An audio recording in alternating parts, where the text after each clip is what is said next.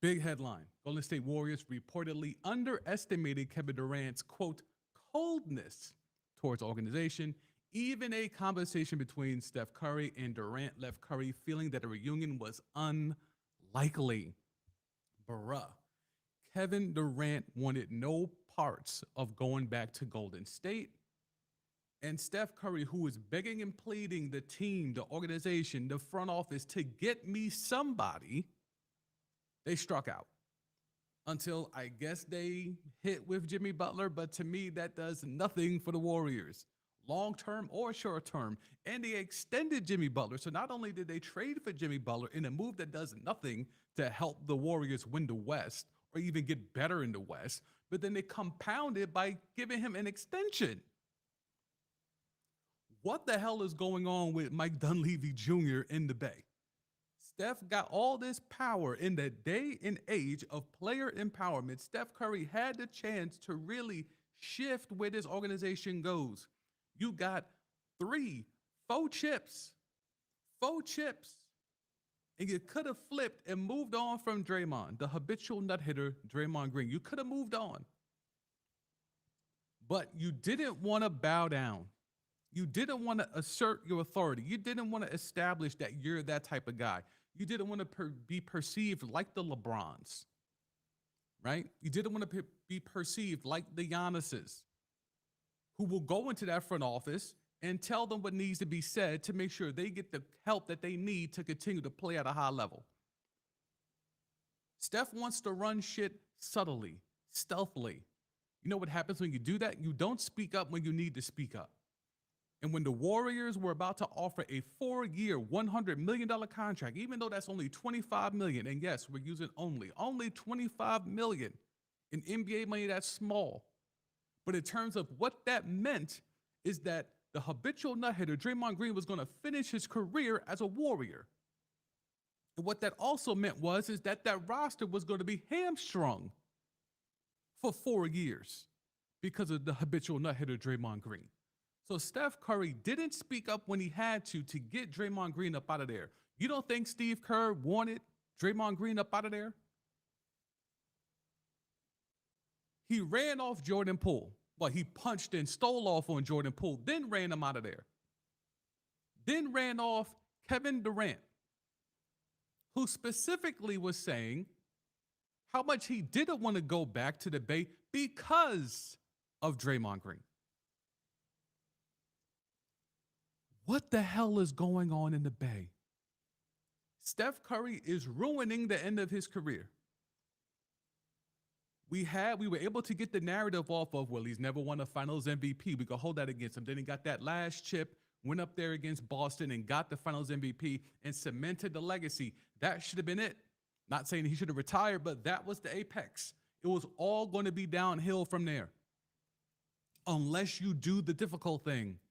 The difficult thing was, okay, Clay, we've done it enough. It's time. But the year prior to that was the year when they had a chance to move on from the habitual nut hitter, and they didn't. That hamstrung the franchise.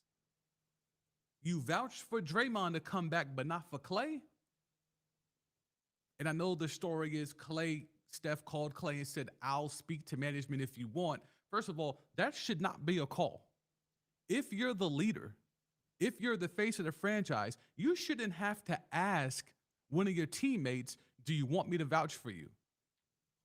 You should know what's best for your own success, and therein lies the team's success.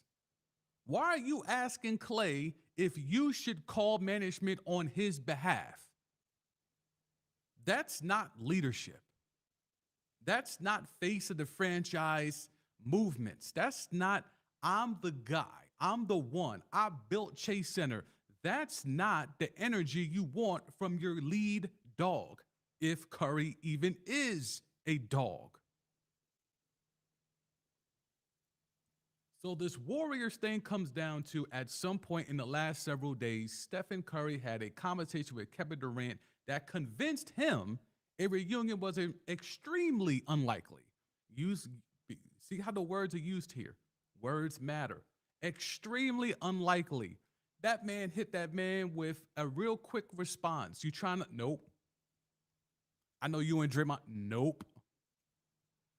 But I mean, we could figure it out. We could run it back. Nope.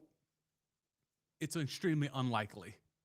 It's extremely unlikely. No matter how much the Golden State Warriors ownership group and front office collectively underestimated Durant's coldness toward a return, they had no idea that man don't like them. How did they not have any idea? That man ran to Barclays to hoop with Kyrie.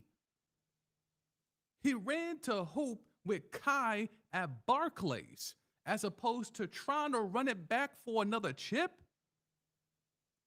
That front office had no idea. That ownership group had no idea how he felt about them.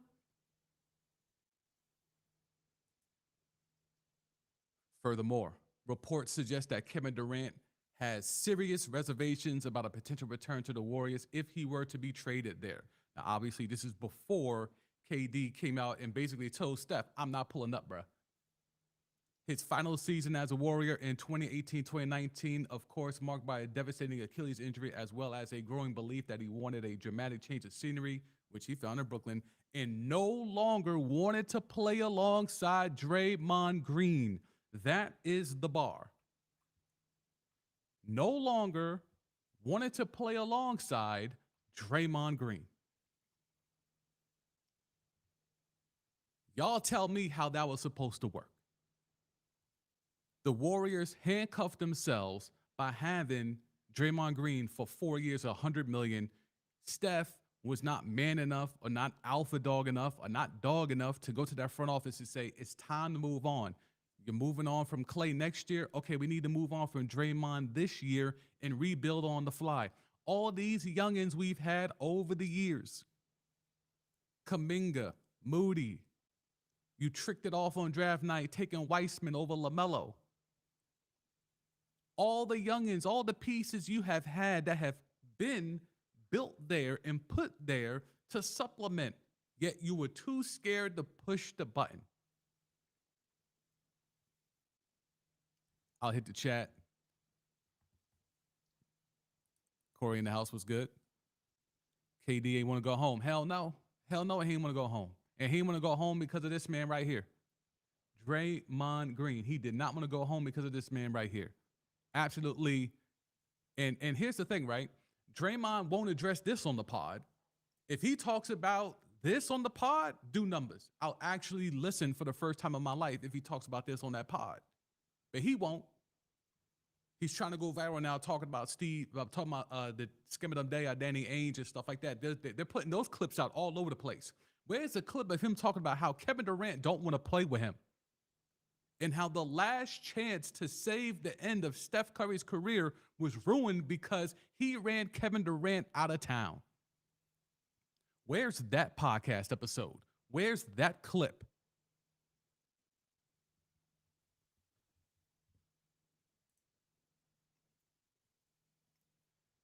Gen Z, KD don't like Draymond. That correct? Yes, KD does not like Draymond.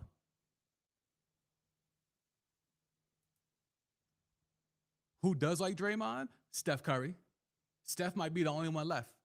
And it's weird because I've never seen a star that has been put into this upper echelon like Steph has been that can't seem to do the obvious thing. The obvious thing is to move on from the habitual nut hitter Draymond Green, yet he won't go to that front office and do it.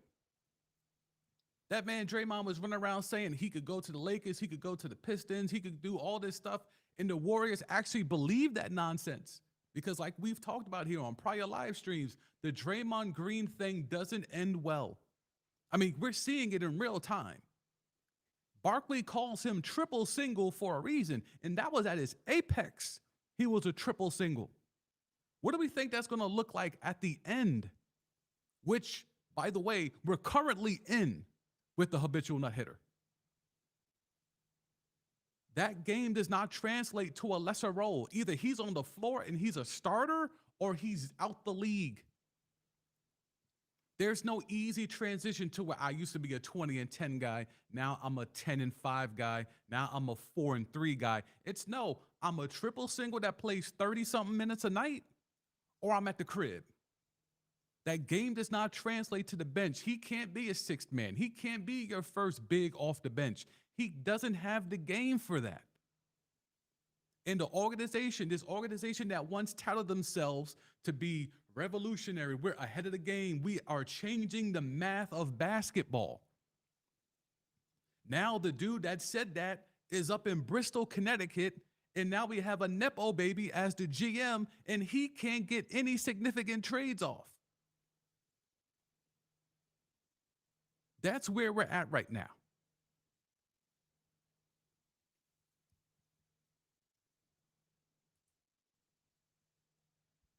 Genzi, only Curry and Steve Kerr. I don't know if Steve Kerr actually likes Draymond. I think he tolerates Draymond because he knows Steph likes him.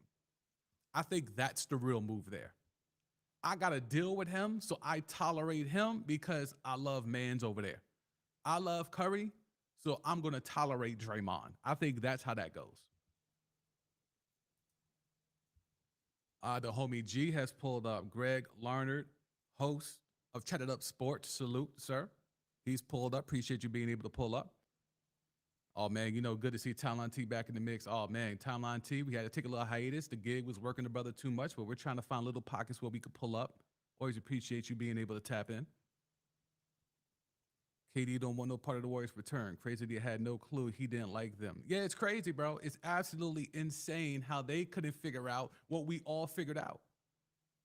That man ran to hoop at Barclays with Kai during a pandemic. They didn't know that man didn't like them? Insane. Well, Greg, no way you keep Draymond over KD. If Dre is the problem, kick him to the curb, push that button. Yeah, Steph was afraid, bro. I think, we give players a lot of props for being, alpha dogs, leaders. You can either be a vocal leader or a leader by example. Steph Curry clearly is more in the lane of leading by example, but there's also a time where you need to speak up. You don't have to become rah-rah guy, but you also need to be assertive. Sometimes the dude that don't say a lot, when he says something, that speaks volumes. So when the Warriors, I'm sure the Warriors came to Steph and said, yo, we're bringing Draymond back 4 years. He gave us a little bit of a discount, 4 years, $100 million. You good? We're taking care of your mans. But the tough move, the right move would have been to be like, you know what? I love that dude. He helped me get multiple rings. Me, him, and Clay helped build this thing. But if I want to keep winning, if I want to keep staying at this level and tail off gracefully instead of nosediving, we need to move on. We need to evolve this thing. Imagine they changed the game of basketball, allegedly. I still push back against that, but it is what it is, right? The narrative, the public narrative is the Warriors thing changed the math of basketball. Their threes are more than your twos. If that's the case, it worked when you had two of the greatest shooters of all time. You learned that the second greatest shooter of all time was getting old and was oft injured and he wasn't as effective defensively, and you made the right decision, the smart decision to move on. Why would you keep someone who is even less effective at what they do than what Clay does in the habitual nut hitter and then extend him far out? Like I see Steph here in the chat, like me and Steph have talked about, if it would have been a short-term deal, 2 years, 100, I would have accepted a 2-year, $100 million deal for Draymond than a 4-year, $100 million deal for Draymond. It's all about the years. That man doesn't have anything left already, and you got 2 more years left on that deal. Nobody's taking that contract unless you put up Pods with him, unless you put a Kuminga with him, or a shit ton of picks with him. No one's taking that contract unless you incentivize them to do so. That's mismanagement in the front office. I'm sorry, it just is.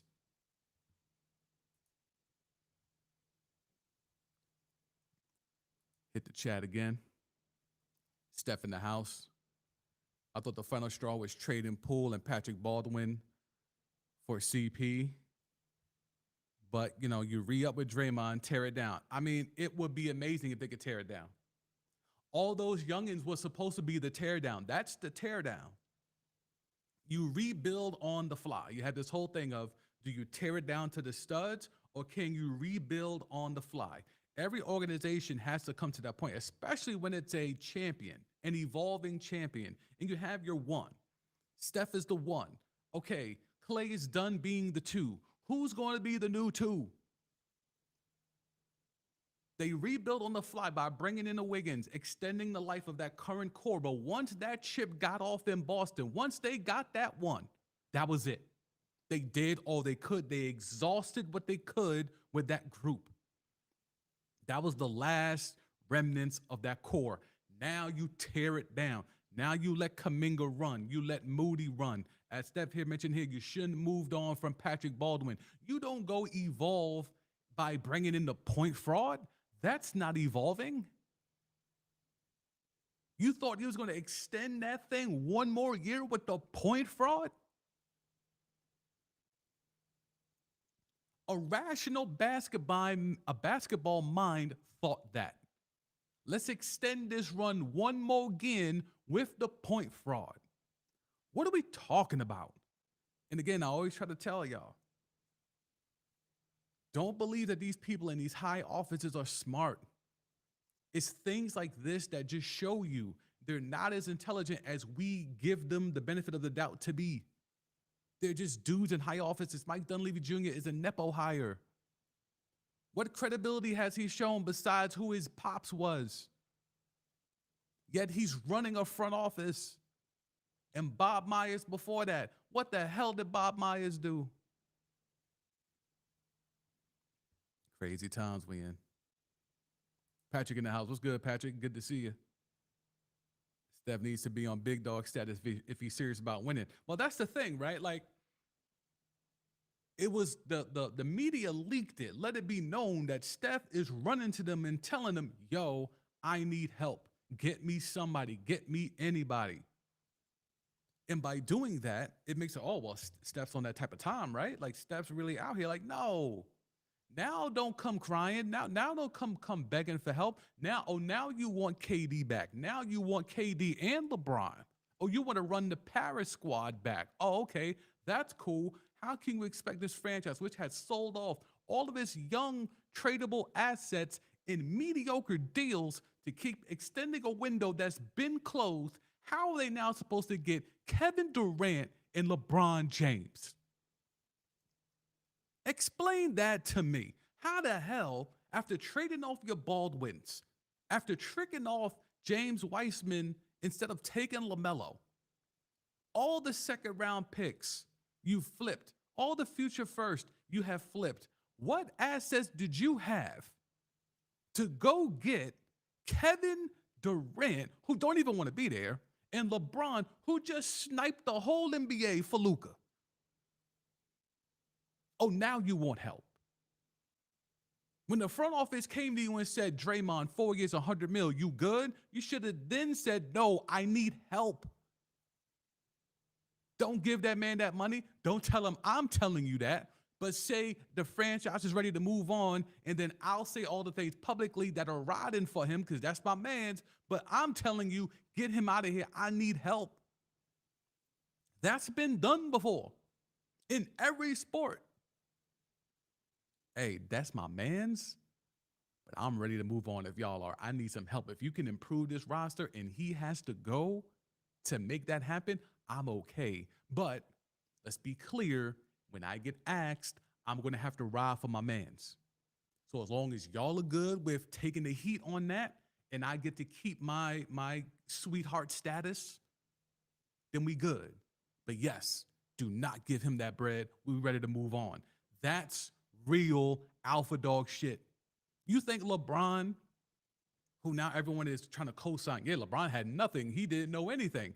You think LeBron really didn't know anything of this Luka AD thing, the trade that was allegedly going on behind the scenes for 3.5 weeks? You telling me Rob Pelinka was thinking of trading clutch sport client Anthony Davis, and LeBron and or Rich Paul didn't know anything? Or let's even say Rich Paul knew right away. You're telling me Rich Paul, whose whole lifeblood is built off the back of meeting LeBron James, selling jerseys out of a trunk. LeBron got that man into CAA to learn the agent game. LeBron then helped broker and build Clutch Sports into an empire that is now bigger than CAA. You telling me Rich Paul had information that his own client that he got via LeBron James, Anthony Davis, was on the move to Dallas, and he said not one syllable to LeBron? Are we really trying to get that off in 2025? Come on, man.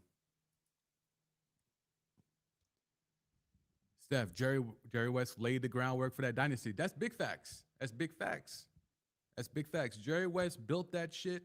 He had the vision. Mark Jackson crafted the vision, and it executed. It worked. Mark Jackson said it before anybody. This is going to be the greatest backcourt in NBA history. When we ain't know what the hell he was talking about, that man got mocked. That man was chided. That man was dissed. That man was called a shill.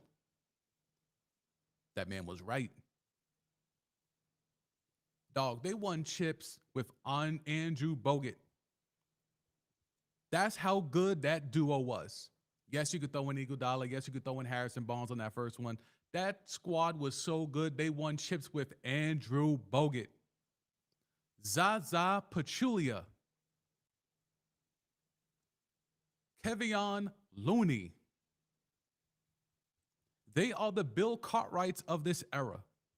They are the Luke Longleys of this era. That's how good those two were. When Steph and Clay were cooking, Zaza could get a ring. Andrew Bogut could get a ring. Kevon Looney can get rings. That's how good they were.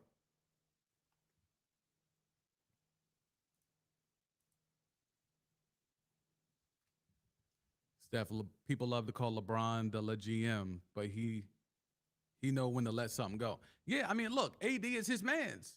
They got that bubble chip off, but he knew, hey, bro, it's been real, but it's time to slide. I gotta go. I can't. You know AD was hitting his phone. When Rich Paul let AD know he's on the move, you know that first call is to Bron. Yo, either Bron ducked that call, hit that do not disturb, hit that airplane mode so the call fails instead of being ignored. LeBron did something, but you know AD's first call was, yo, Bron, nah, dog, it's time. It's time. So again, LeBron gets to cop the pleas of, I ain't know nothing. And LeBron gets to use his people in the media that want access to Clutch Sports and just to the LeBron brand. And they all get to say, LeBron was out to dinner with Savannah. He had no idea. He found out like we found out, even though for 3.5 weeks, this deal was going on. All right, yo. Sure. Steph chose friendship over basketball. MJ, Kobe would never. That's what we talk about when we're talking about alpha dogs. That's what we're talking about right there. The fact that you had a chance to evolve. Kobe literally told Shaq, get the fuck out of LA. I'm done with this. I'd rather hoop with Sasha Vucevic, Sladva Medvedenko. I'd rather hoop with them. I'd rather hoop with Smush Parker than Shaq another year. I'd rather be in the lottery. I'd rather be a sub 500 team than hoop with Shaq again. I don't care about them 3 rings. And Kobe has said it, sadly, has said it many a times. The last 2 rings, the rings 4 and 5, meant more than the first 3 because it was him that was the alpha dog, the lead dog, who everything was centered around. Steph had that chance, and he chose, like Stephon says here, he chose friendship, and that's not an alpha dog move. That's not a one of them ones type move. It's not that, bro. Patrick in the house, LeBron on the sideline, and they still better than the Warriors. Dunleavy really getting humbled. Bro, we know why he has that job, right? We know why he has that job. But in a sense of how is he able to get that off? How is he expected to be somewhat competent when he has shown no ability to do so? That is the issue. That is the problem here. How is he able to get this off? Amazing. Absolutely amazing.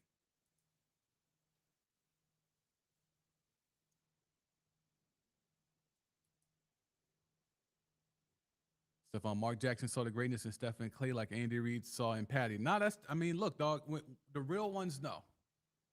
And sometimes you just have to trust the acumen. Did Steph and Clay on paper look like they were going to be one of the greatest, if not the greatest backcourt of all time? No. No. Especially not by that era of NBA. But again, they changed the math of basketball. Crazy, bro. Absolutely crazy. What else we got? Okay, here's the tea that dropped this morning.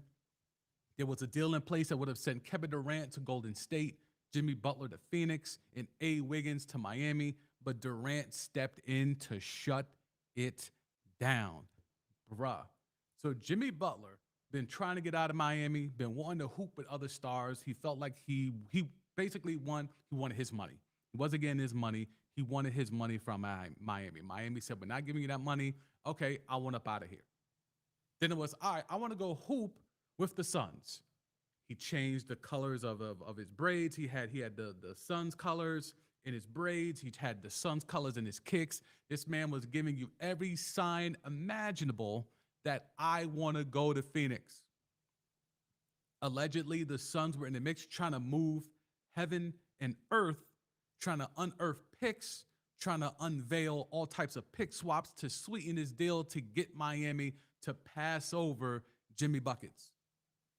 All the meanwhile, the Dubs were trying to get Kevin Durant from Phoenix so that they could send A. Wiggins to Miami. How believable is this trade? Because again, that seems, and I'll be real here, this seems like a deal that was orchestrated between Miami and Golden State. I don't think Phoenix ever was going to take part in this deal.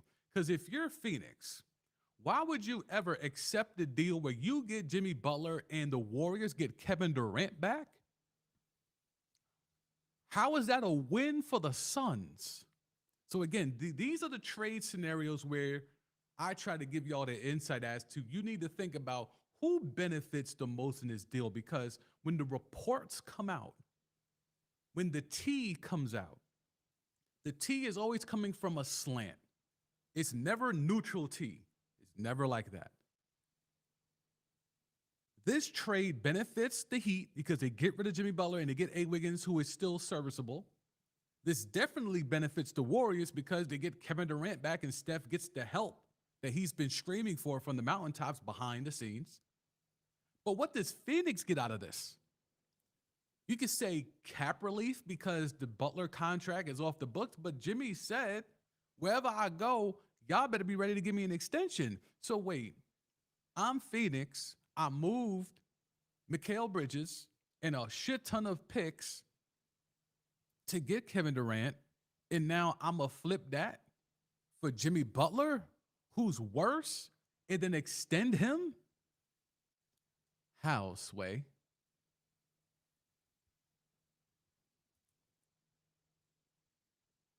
Steph, has Jimmy showed us that Heat culture is a cancer? Oh, boy. Now that he is officially traded, I've been saying it here for the last couple of weeks. When the Jimmy Butler trade happens, I got a whole clip ready for that myth that is Heat culture. The video is being built. I'm scripting this one because I want to get it all off. I don't want to freestyle it and miss anything. So I'm going to go off the top of the dome and then make sure I fill in some pieces. But the Heat culture thing is a myth, and we're about to tear it down. Tap in and subscribe if you haven't already so you'll be notified of when we bury Heat culture, because this is yet another superstar that runs away from Heat culture. Just like we spoke about, LeBron uses people up and then moves on. People use the Miami Heat and then they move on. But we don't talk about that. We just talk about, oh, the Duncan Robinson and the Hassan Whitesides. We don't focus on the fact that stars go there, use them up, and then once they realize it ain't it, they get the fuck up out of there. They force their way out. That's not talked about enough because they write some words on their city edition court that we're supposed to take as myth. Just because Udonis Haslam is one of them ones, that don't mean the whole organization is one of them ones. Okay, it doesn't work like that. Shout out to UD, but it does not work like that. All right, so if you missed the details on the Jimmy Butler trade, Butler to the Dubs. Miami gets Wiggins, Kyle Anderson. Now they were trying to buy out or let go or waive slow-mo Kyle Anderson, but that didn't go through because they were trying to get Toronto in this deal. So there's supposed to be a fifth team in this deal, but the Toronto piece fell apart. So slow-mo is still a Miami Heat. He could be a buyout candidate, or they might decide to keep him. But A. Wiggins, slow-mo, PJ Tucker, and the Heat get a top 10 protected first round pick. So they get rid of Jimmy Butler and they get Wiggins, who is serviceable. You could argue even he fits more in the Heat culture nonsense than Jimmy does at this point in his career. Slow-mo Cal Anderson, if they decide to keep him, is a respectable piece, a veteran, a guy you could have off the bench. This is Tyler Hero's team now, by the way. So we got to figure out how does Slow-mo and Andrew Wiggins fit into Tyler Hero's team. Yes, that's a real statement. The Miami Heat are now Tyler Hero's team. The Pistons get in here and get some, spare parts. Lindy Waters, Josh Richardson, a second rounder. And the Utah Jazz, the Scamadum Dea. The Scamadum Dea, Danny Ainge always finds a way to get in the mix. Dennis Schroeder, who they're going to waive, buy him out, and they get a free second round pick. So teams are amassing these picks, bro. Teams are amassing these picks. But again, the main reason why we're here today is that Kevin Durant said no to Steph Curry. Kevin Durant said no to the Bay. He said no to the Warriors. He said no to Mike Dunleavy Jr. And it's because of the habitual nut hitter. It's because of this man. I would love to get the details of that phone call between Curry and KD. Was it a quick phone call? How hard did Curry try to sway KD? Or did Curry realize right away off the tone of his voice? Or was it even a text? Did KD leave Steph on red for mad long? Did he give Steph a paragraph?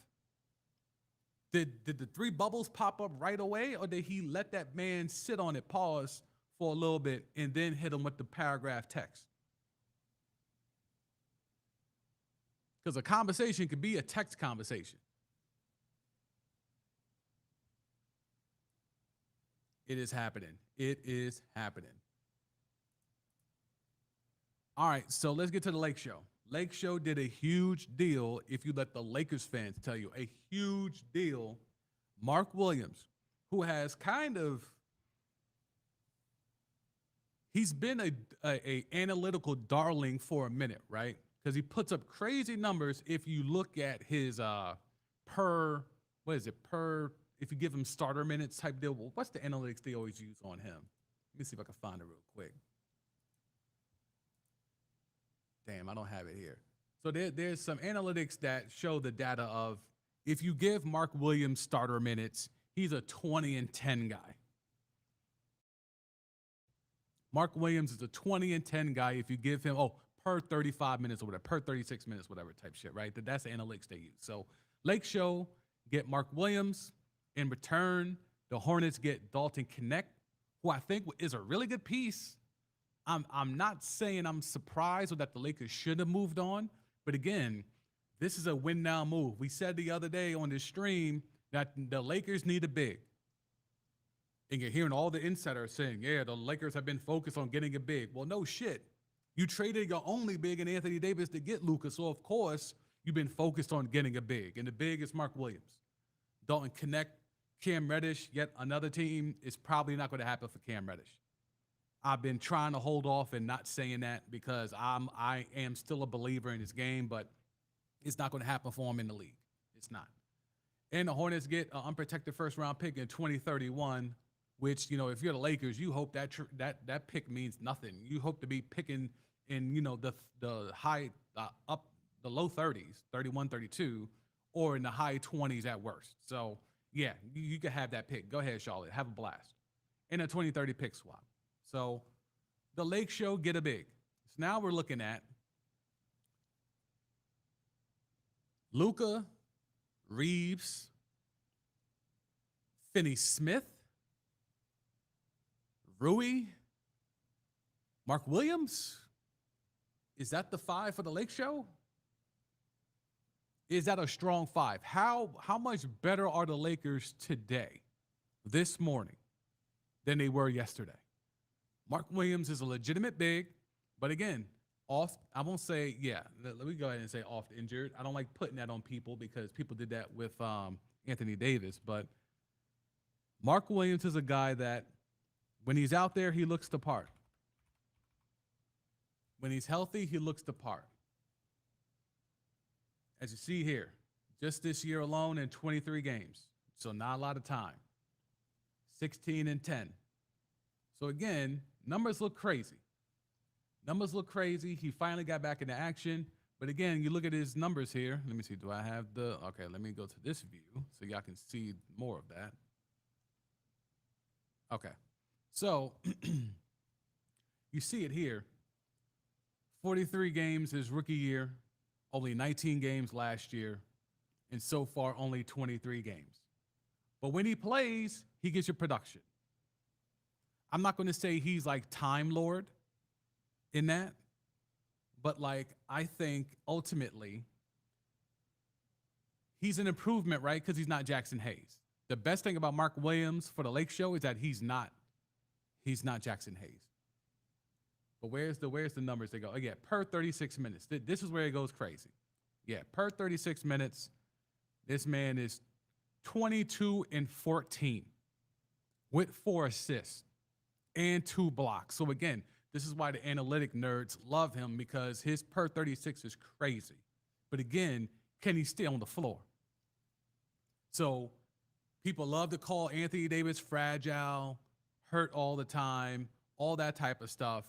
And now Lake Show's going crazy because they brought in a big who per 36 has numbers like Anthony Davis, but is even more hurt and more fragile than Anthony Davis.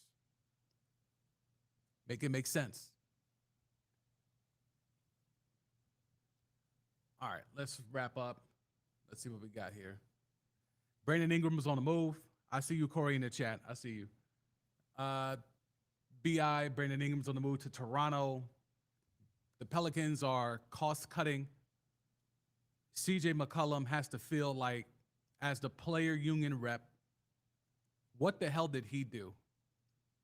He changed the CBA, or he helped usher in a new version of the CBA that now makes it harder for teams to hang on to top-level players. The things that CJ McCollum built into the CBA, they only benefit players like CJ McCollum.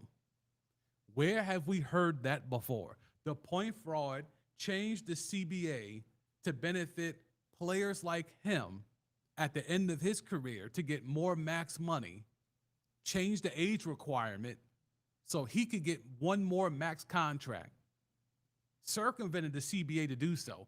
Now his replacement, the man that learned under his wing, CJ McCollum, changed the CBA or circumvented the CBA so that players like CJ McCollum could get more money and max players hit that second apron and teams don't want to pay them that anymore. So we have all these all-stars and all NBA level players on the move. Poverty union.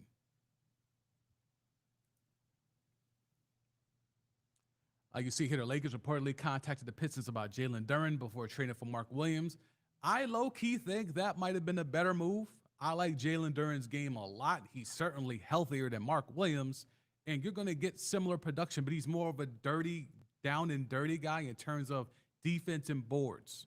Mark Williams, you got to get him involved with some lobs and stuff like that. You got to throw the ball to him in the post a little bit to keep him active.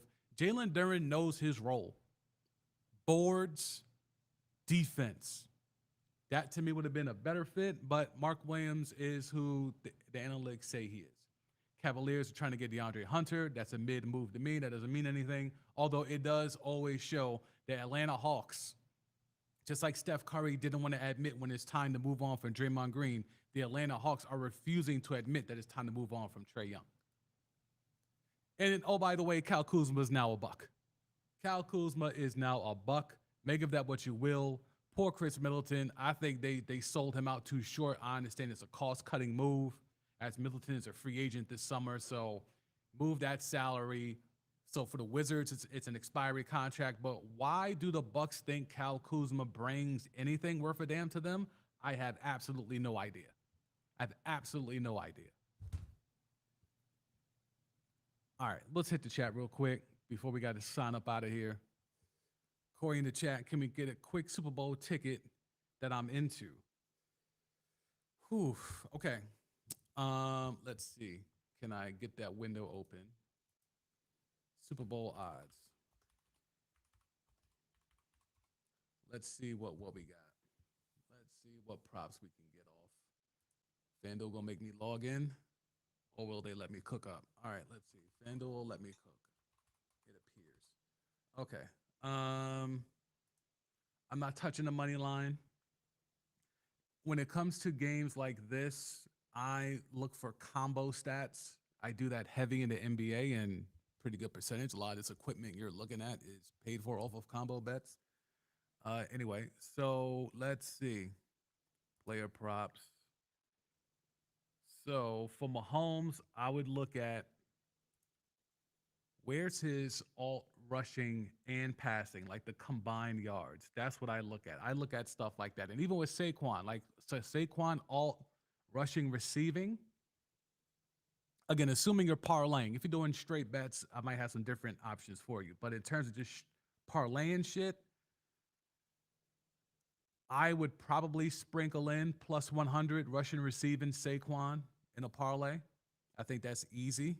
Because again, with his game-breaking speed, he houses one carry or one screen, and you're like 80% of the way there. So I would sprinkle in some of that. I would also look at Mahomes' rushing and passing numbers. I don't know if he's going to pass for a lot of yards, but I think he's going to have to be active on the ground. But I wouldn't go just straight alt rushing yards. I wouldn't do that. I would get the add-on with that in the combo passing and rushing. Maybe go for 250, 275 rushing, passing for Mahomes. When it comes to Jalen, similar passing, rushing. Again, this is why I think we're ignoring a lot of things when it comes to passing, receiving, with passing and rushing with these dual threat quarterbacks. We're in that era. We should be hammering these all the time. Passing, rushing. This is what they're there for. Dual threat quarterbacks. We're here. So while you see alt passing yards for Jalen Hurts is 275 plus, is plus 410. I know the rushing, when you add that in, will bring those numbers down, but I would be more inclined to co-sign that. Let's see if they'll let me rushing props. Rushing.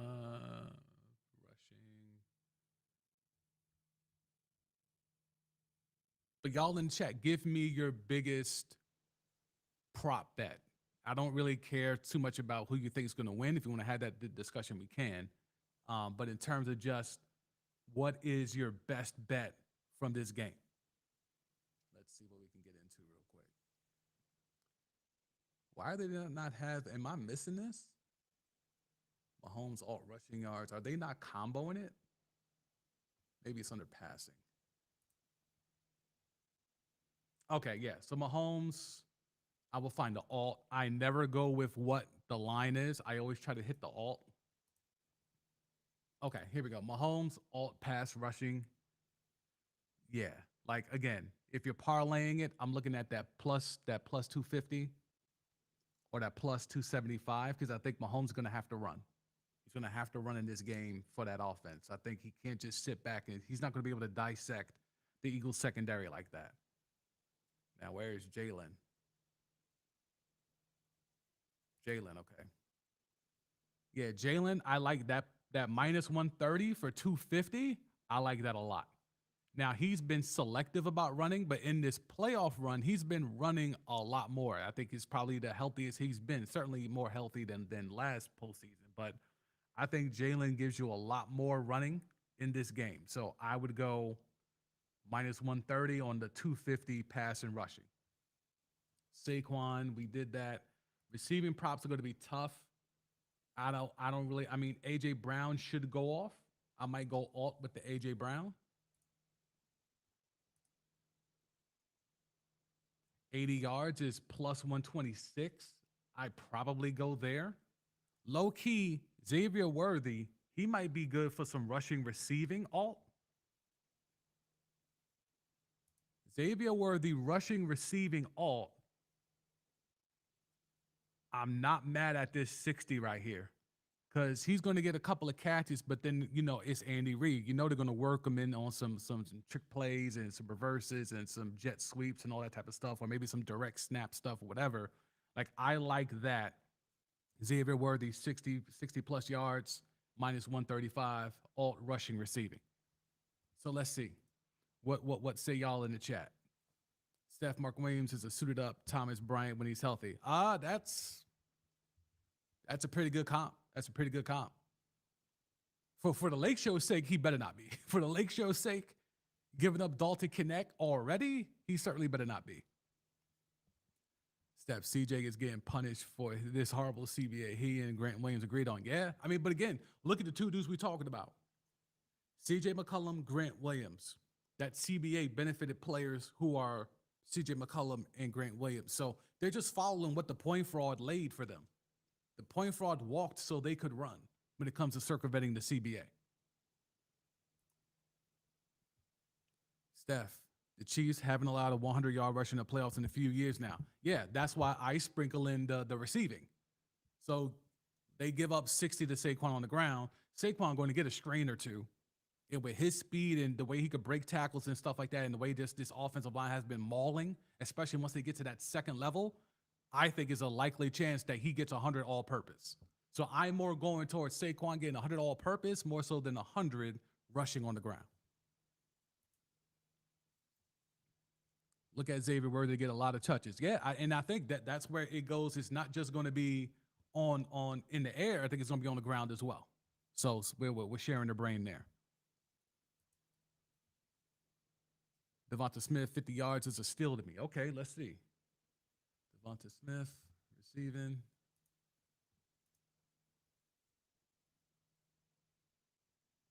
Yeah, 50 and a half, that is, well then shit. See, here's how I look at things, right? So if you're telling me they're saying over under is 110 for like 51 yards, all right, well then let me go ahead and take a look at that alt.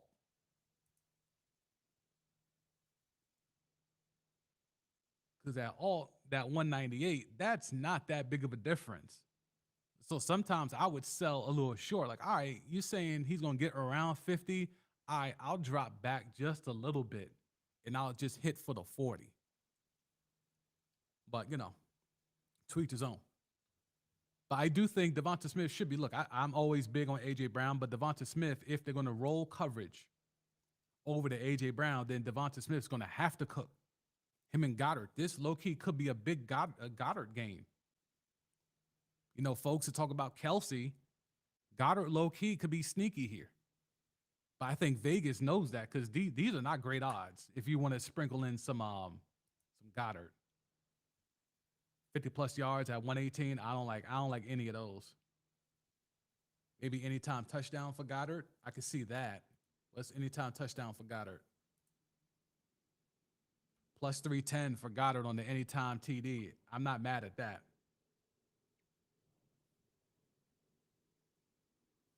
Because this is how I read this stuff, right? So Vegas is telling you Saquon's likely going to score. They're telling you there's probably going to be a tush-push situation, a brotherly shove situation at the goal line, so Hurts is likely to score. They're telling you out of the Chiefs, Kelsey is the most likely to score, followed by Worthy and then even Kareem Hunt. This could be really sneaky. This Kareem Hunt number, because I think once you get in the goal line, that's Kareem Hunt territory. This could be sneaky value I wouldn't parlay this, but just a little straight bet sprinkle. Kareem Hunt plus 150 anytime TD. Pacheco's not bad either. Does D Hop get a tutty? And then if you really just want to go crazy, because you know both these offenses like, well, more so the Chiefs, but the Chiefs like to run trick plays, right? So who could be a trick play candidate? Justin Watson? I don't think it's P. Ryan, although maybe. I would think more Justin Watson. He could be worth a sprinkle. But you know there's going to be a trick play of some sorts, especially in the red zone. That's when, you know, Mahomes really cooks up. And him and Reed got that, you know, that telekinetic shit where they can look at each other and like, all right, let's run it here. And then all of a sudden, you know, triple halfback reverse type shit. And then away we go. But who is likely to catch a unorthodox touchdown? Because you can't even put the bread on Mahomes, because the Mahomes TD, I mean, Mahomes plus 400. I'm looking at that Justin Watson. He might be worth a sprinkle on a straight bet just because, like, there's going to be a random play that happens with Mahomes and that offense in the red zone. Steph, I see D Hop at 4 catches around 45 yards, maybe a tutty from the red zone. See what we got.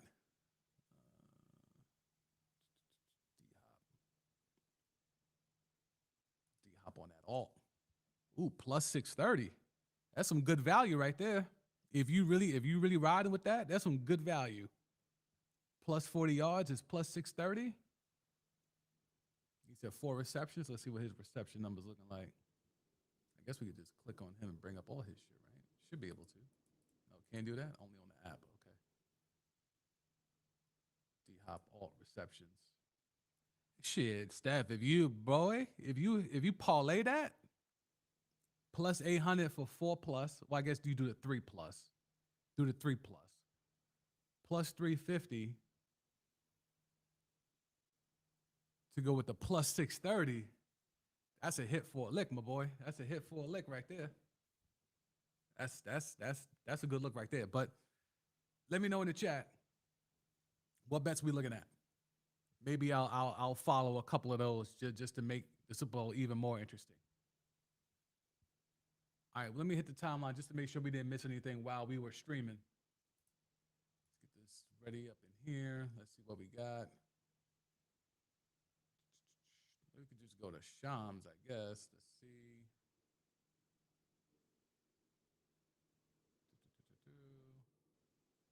Wait, did they make that trade? Is that done? Is that official? The Cavs reportedly continue to make a strong push. Nope, that's not done. Okay. Let's see. Look like we're good. We haven't missed anything. Big game tonight. Mavs and the Celtics. Is AD playing? Hey, I know someone who might know. Yo, Steph, is AD playing tonight or not? Steph might know. Chet Holmgren is back.